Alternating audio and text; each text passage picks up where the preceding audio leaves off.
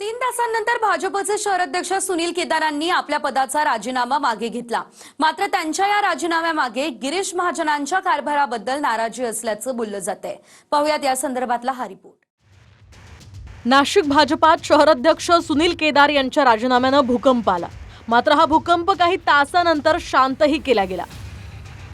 नाशिकचे भाजपचे शहराध्यक्ष सुनील केदारांनी राजीनामा मागे घेतला असला तरी त्यांच्या राजीनाम्यामागे कुंभमेळा मंत्री गिरीश महाजनांचा एकतर्फी कारभार असल्याचं बोललं जात आहे। बेसुमार इन्कमिंग आणि निर्णयावेळी स्थानिक आमदारांना सुद्धा विश्वासात घेतलं जात नसल्यामुळे नाशिक भाजपच्या अंतर्गत मोठी खदखद असल्याची माहिती आहे।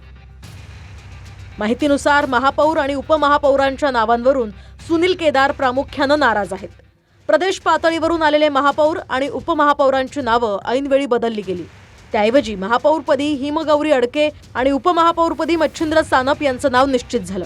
या साऱ्या निवडीमागे पुन्हा एकदा गिरीश महाजनांकडे अप्रत्यक्षपणे बोट दाखवलं जात आहे। हे तेच सुनील केदार आहेत ज्यांना महापालिका निवडणुकीवेळी भाजपच्या नाराज समर्थकांनी गाजर भेट दिलं होतं। अनेक उपऱ्यांना घेऊन भाजपनं त्यांना एकाच दिवसात तिकीट दिली। दुसरीकडे निष्ठावंतांना डावललं गेल्यामुळे भाजपच्या कार्यकर्त्यांनी सुनील केदारांना गाजर भेट दिली होती। तेव्हा त्या नाराज कार्यकर्त्यांची खिल्ली उडवत मी त्या गाजरांचा हलवा करून खाऊन गेलो असं उत्तर केदार यांनी दिलं होतं। आणि आज त्याच सुनील केदारांवर भाजप शहराध्यक्ष पदाचा काही काळ का असेना राजीनामा देण्याची वेळ आली। तुम्हाला गाजर दिलेल्यावर काही कारवाई केली का? त्याचा आम्ही गाजराचा हलवा करून खाला।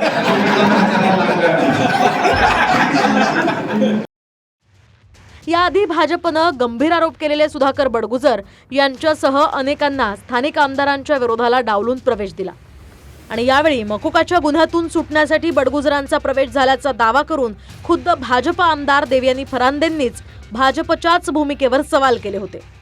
मात्र अनेक वेळी आमदारांचा विरोध डावलून नाशकात भाजपनं उपऱ्यांचे सत्कार केले। त्यामुळे स्थानिक पातळीवर मोठा असंतोष तयार झाला। प्रचारात 100+ नारा देणाऱ्या भाजपला असंख्य लोकांना प्रवेश देऊन सुद्धा 72चाच आकडा गाठता आला। त्यानंतर गिरीश महाजनांनी केलेल्या कुबड्यांच्या विधानावरून सुद्धा वाद रंगला। मला वाटतं थोड्याफार कुरबुरी सगळीकडे चालू आहेत।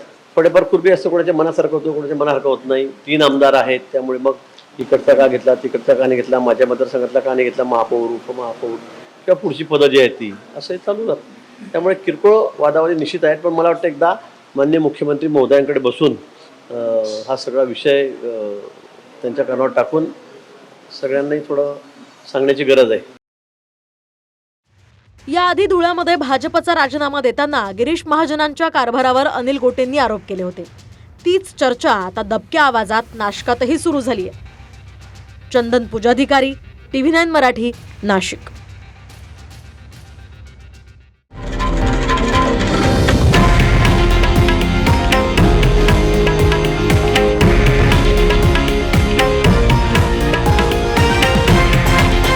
हे आहे देशातील नंबर 1 न्यूज नेटवर्क आणि आपण पाहत आहात TV9 मराठी, एकमेव।